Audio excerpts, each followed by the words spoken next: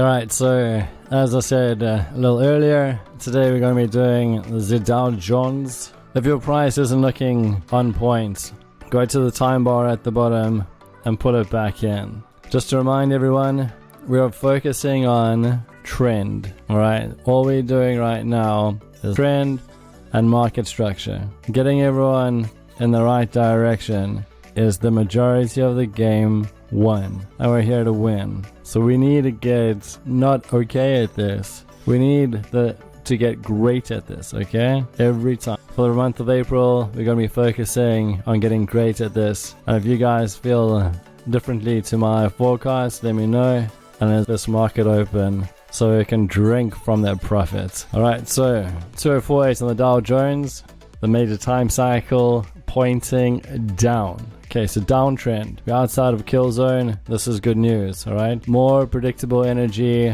more flowing in the right direction, and bigger drops. More profit comes from bigger drops. Alright, so while see here, we're going to have a look at the turning point spacing. Our point range has given us all this space over here.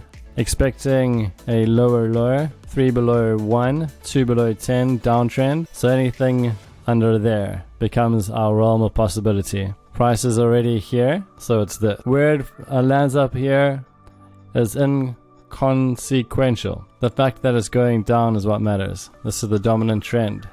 It's the big daddy. Alright, so 2048 down. We haven't got the parameters for turning point 2 completed as yet. So there's the start, there's the finish. We're already below 10, so that's a confirmation of downtrend here on the 512 to support what's happening the level above in the 2048. Now the question is, do we have a confirmed turning point? Because I see a switch on the oscillator up top, so we're going back up. Let's see what that looks like, just in case. Alright, if the scaling remains something conservative as that, then we could be okay. Let me just have a look at the 2048 one more time. See, what's important to notice here is that we are in the first arc, right? So we're right quite close to the nodal point or the turning point. So on its way down, it can try and push in the other direction just to confirm that this is ready for some downtrend or some further downtrend, that is. Now, of course, with the turning point spacing, the point range has all this area to cover.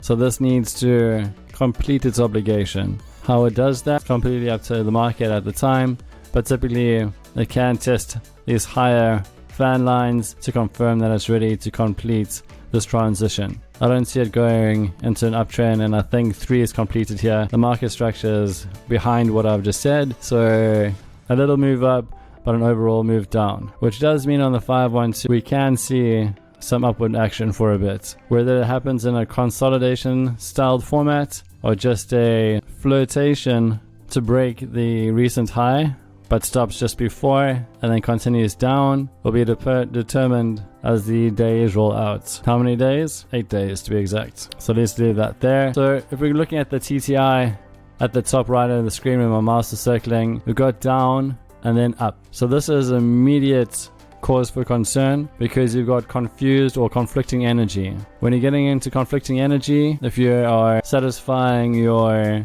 addictive behavior of that gambling instinct that you may get just to get into the market for the sake of it because you're itching to have an open trade, lower your position size. Make sure that you protect your account against yourself, especially when you're dealing with confused or conflicting energy. So wait, we got down. I need to speak to Emil about this. Every time I open up a chart, it's flat. I gotta adjust the time. What's happening here? Alright, so that's the full screen. Start to end, cycle start, cycle end. 4 quadrants in front of us. Let's have a look at what we got here. Okay, I think this is supporting what we see on the 512, but just got to be wary of it because we could be seeing a 7 form, perhaps. So let's take away the boxes, which were absolutely correct. The one thing I'm actually loving about these probability boxes is that they are correct time and time over. There hasn't been a single chart over the last number of days that I've pulled up and the price has gone completely in the opposite direction or not pierced through the probability boxes. So if you guys are not using them, today's the time, today's that day, you got to make that change. Listen to Michael Jackson's Man in the Mirror. for some further inspiration there. Alright, so unfortunately we've been dealt a tough hand. Seems like the index in America is getting ranged right now. Probably Biden has poor performance all around. If you're a supporter, I don't apologize. I think Biden's an absolute kook. Anyway, so US 30 Dow Jones, the index of 30 megalodon companies out in the States, which is number one, I think, in the capitalism, or the most capitalist country on the planet. So when that happens, and we're getting some $1,000 movements at most over a duration of a week, something's about to happen.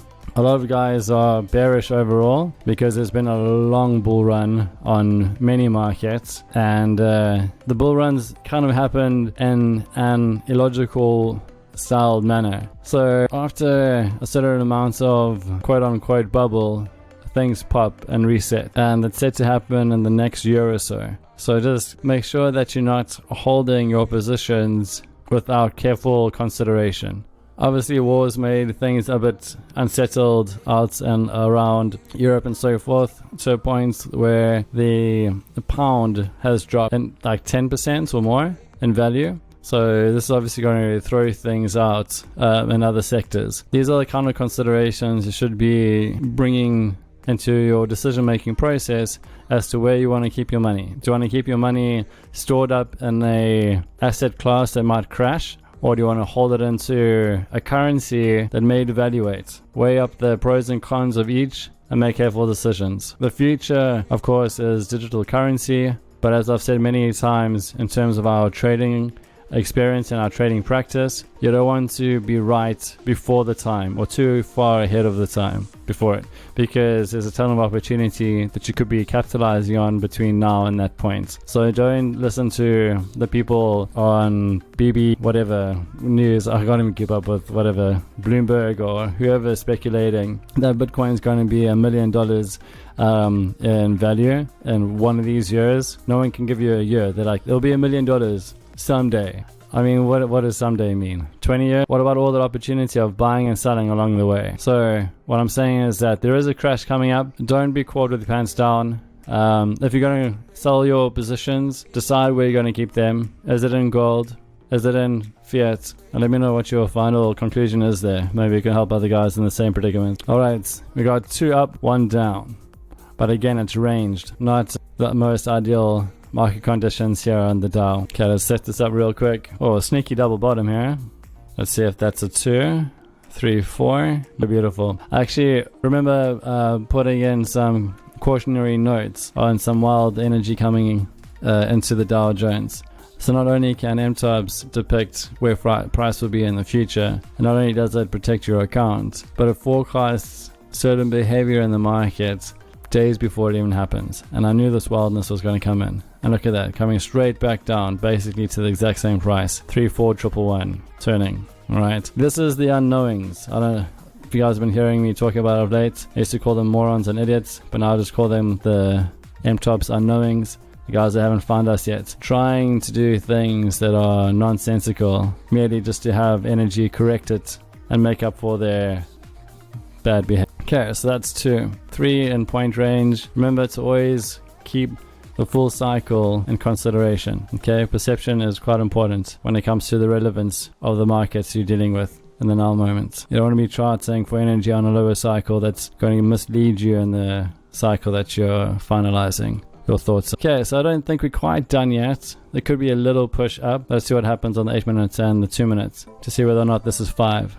Alright, so it's tries to turn in the 50%, so that I've got a little bit more in me. You got to option 3 on cube root and up to the 1.5. I know I'm talking about additional points outside of market structure, but just something to keep in mind when we get back to this as we really pull it apart from a market structure perspective. Once again, guys, what you want to do is set up your full range of charts from a directional perspective at least. Okay, so confirm your turning points with the oscillator above. You can use a sine wave if you would like to have additional confirmation, but to avoid complication, just use the oscillator, look for that switch.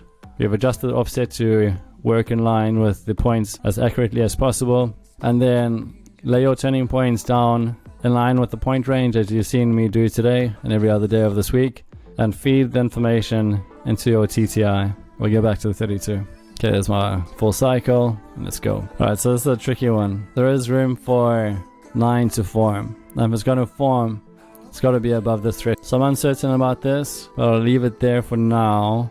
Leaning into the 2 minutes to guide us as to whether 9 is in or if it's just gone to take a breather. So if I run above 9, I mean above what could have been 9, and then turn to the down. Hello, Mr. 2 minute, what have you got for us? Okay, typically before we run into open bell, it's going to be quite flat. So expect to see lows and highs that are quite close to one another. So for example here, does this say 3 or is that a 3? Is that the 4? Obviously that's 5, 6. So I'll put as 3. Alright. So this is facing up. 2048 down. 512 up. 28 up. 32 up. 8 up potentially. 2 up. So I'd say I'm leaning towards being bullish. Reason being, we've got at least 3 arrows in the same direction. I'm going to take a break and have a sip of my coffee. 67 is also a wild card, right? That 7 is a wild card.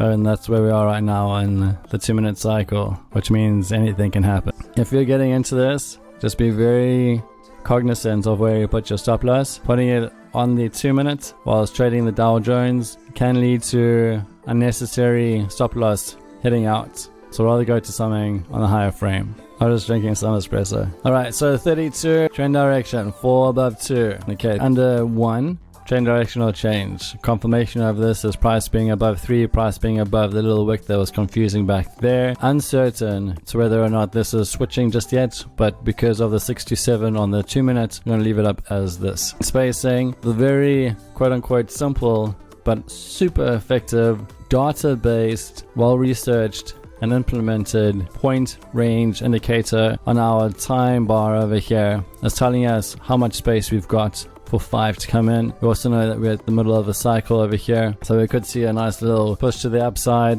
which I think is already building as this price is moving north. We'll confirm scaling. Alright, so trend direction plus 20 point spacing will give us scaling. I'm not going to get today. The kill zone well cleared, a nice little energetic ascend along the 1/4 to come down the third arc for a little dance on the 1 is to also the 1/1 fan line to take us to the next environment. So all that matters right now is that you're in profit. Targets will follow. Direction is the core focus right now.